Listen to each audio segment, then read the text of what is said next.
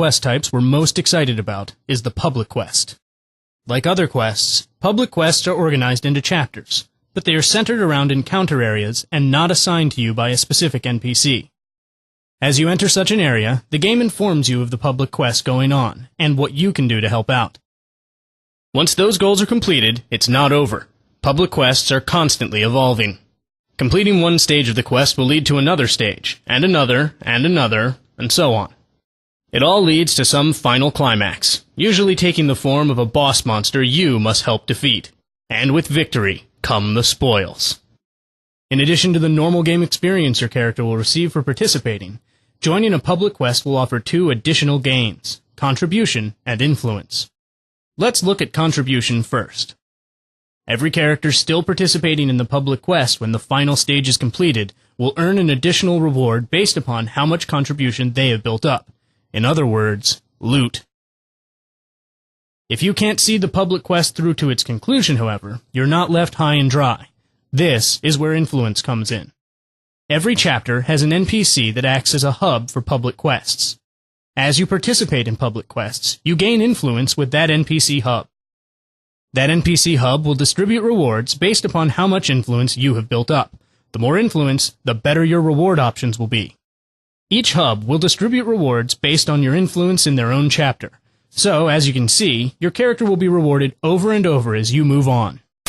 So, these things we call public quests, or as I call them, not having to wait around for people to raid with quests. Things that are full of joy and energy. I'm going to tell you about 2 of them, 2 very particular ones, mostly because we'll be shopping the game around, taking it to shows, and these are the public quests you're actually going to get to see. So whilst I'll explain it to you in that sort of hyperbole style, then when you actually get to see the game, you'll realise that I wasn't lying. And then in fact, it is truly joyous. So there are 2 great public quests at the start of the Greenskins and the start of the Dwarves. We'll do the Greenskins first, mostly because I like them.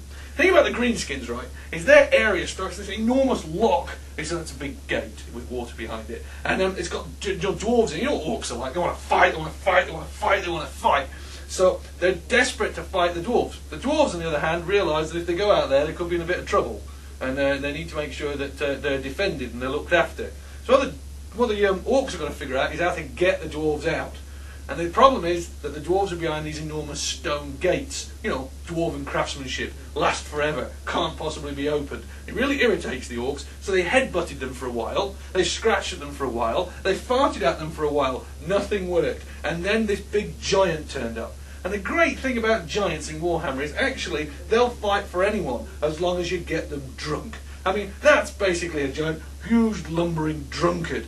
So, the giant's there and he's bumbling around and he's got these squigs. You know how great squigs are. And they're bouncing around his feet and they're irritating him. So you kill the squigs and get rid of those. And then you have to get the giant drunk, find the barrels of beer, pour them down his throat until he's absolutely smashed off his face.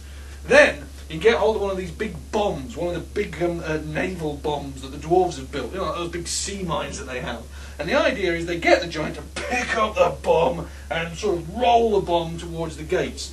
The trouble is, the orcs can't really explain to the giant what the bomb is, and the giant's so drunk by this stage, he's got no idea what he wants him to do. So you can imagine, these orcs are there going, "Come on now, big lad, pick up the big bomby thing, the big round stuff what go boom." And the giant was like, "Huh, huh, huh." So the shaman, the little goblin shaman, came up with a fantastic plan.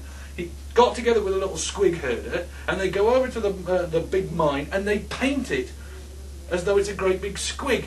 And so it's this big orange squig with teeth and eyes, and it's sort of sitting there. Then when they get the giant really drunk, they go, "Oi, big lad, pick up the big squig." And then the giant goes, "Ooh, I can pick up the big squig." And our animators did a great job. I mean, he actually picks it up, rolls it onto his belly, just like a fat person really carrying stuff. It's awesome. And it waddles about with the big mine, and goes over to this like enormous bridge that you can't get onto, and sort of rolls it down there. It blows up. Well, obviously, that drives the dwarves completely mental. And they come storming out. And they don't just come out in a few of them, no. Hordes of them come out. Wave after wave of them come out, and it goes through all the different types of dwarves that you're going to fight. So there's iron breakers, and there's engineers, there's all sorts, there's hammerers. It's really, really good. And then it ends with like a big baddie, a big dwarven hero, and he comes out and he's had enough of it, comes out, smashes you around, and then you finally get to like beat him up. Meanwhile, the dwarves basically figure out how to close the gates again, and the whole thing cycles around and restarts. The beauty of this public quest is you can arrive in any stage and have a right good laugh, and kill stunties, and see a big fat drunk man pick up an enormous bomb painted like a squig. I mean, how great is that? And you'll be able to play it. But that's not all. We'll also have the Dwarven Public Quest. Now, the Dwarven Public Quest is not the sort of shameless comic gaggery that we just did for Greenskins. No. This one builds on the actual idea and concepts interwoven within Warhammer, while still having mindless violence at its core. This is all about a dwarven area. It's got a big dwarf engineer, and he lost his wife, Helga, brave Helga, killed by Greenskins. Who else? And the engineer became so possessed by this that he decided that in her memory he needs to kill as many Greenskins as possible. But he wants to do it in a way that is interesting and useful and shows just how much he loved that wonderful woman. So he went off and he built a gun. Not just any gun, but an enormous rail gun. I mean, this gun is big. Think of the biggest thing you can think of and then scale it up by about 12%. I mean, it's enormous. It's got this big row of cannonballs outside it. Some have got dwarven runes on. One of them's got like a squig herder chained to it, and it's very, very silly. The gun is so big that it fires so far that you can't actually see where it's targeted. There's like an enormous valley, and there's this haze, and so the dwarves are stuck with this problem. They've got this enormous gun, but they've got no way of sighting it. So you wander through the level, and go over the bridges, and you kill everything, and you push barrels off bridges. They blow things to pieces. Fabulous.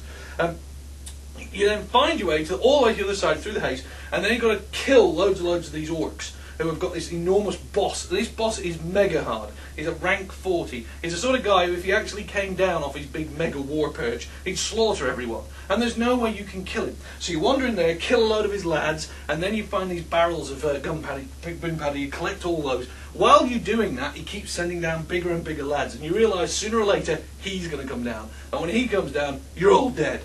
But you've got dwarven technology on your side. Get enough of these barrels, kill enough of these guys, and these dwarven engineers run into the middle of the encampment, and they set up this big signal flare using the rune of accuracy, and it goes whoosh, flies way up into the sky, 40, 50 feet, and then explodes, making this beautiful dwarven rune, perfect in geometric detail, I can tell you.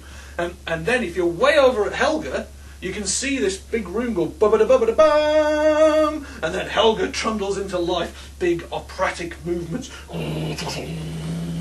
It's great. You should actually stay and watch Helga fire. She's marvellous. And then there's this guy called Crossmire. He did all the special effects for Helga. She rocks. And then way over where the rune went up, you hear this whistling. It's sort of like World War II doodlebug thing. You sort of hear this, and then it hits, and an entire mountainside collapses. I'm talking the cloud of smoke, the rings, it's a tremendous sight to see. And you know what makes you feel proud being a dwarf? I mean, you might be small, you might have a dirty beard, you might have no gold, but by hell, you can blow up half a mountain and drop it on a big orc boss. I mean, how cool's that? So, public quests, they're not just a good idea, they're actually fabulously well realised. That's it for this month. Stay tuned for more podcasts. See them first in the Warhammer Online Age of Reckoning newsletter.